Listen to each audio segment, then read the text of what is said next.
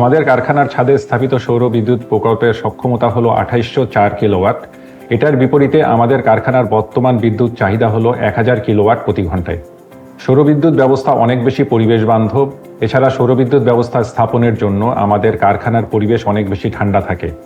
অর্থনৈতিকভাবে যদি আমরা চিন্তা করি, সৌরবিদ্যুৎ ব্যবস্থা স্থাপনের পূর্বে আমাদের কারখানার প্রতি মাসে বিদ্যুৎ বিল আসত 64 লক্ষ টাকা, যেটা কমে বর্তমানে চলে এসেছে 24 লক্ষ টাকায়। রুফটপ সোলার স্থাপনের পর যেহেতু এটি অনেক বেশি পরিবেশ বান্ধব, আমাদের বিদেশি বায়ারদের কাছে এটা অনেক বেশি পছন্দনীয়। এছাড়া সৌরবিদ্যুৎ ব্যবস্থা স্থাপনের পর আমরা নিরবচ্ছিন্ন বিদ্যুৎ সরবরাহ পাচ্ছি।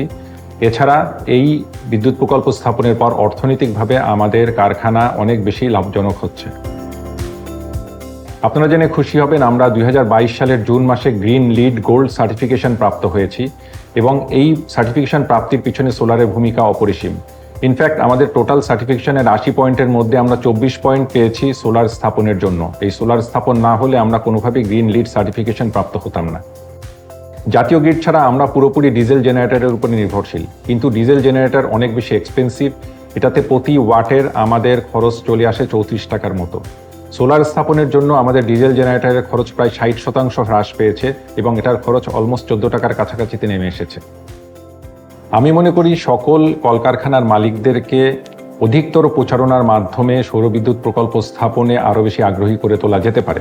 আমাদের সবার মনে রাখতে হবে, সৌর প্রকল্প স্থাপনের মাধ্যমে প্রত্যেক কলকারখানার মালিক নিজে যেমন লাভবান হবেন, একইভাবে অতিরিক্ত বিদ্যুৎ আমরা ন্যাশনাল গ্রিডে প্রদানের মাধ্যমে আমাদের জাতীয় উন্নয়নে কার্যকর ভূমিকা রাখব।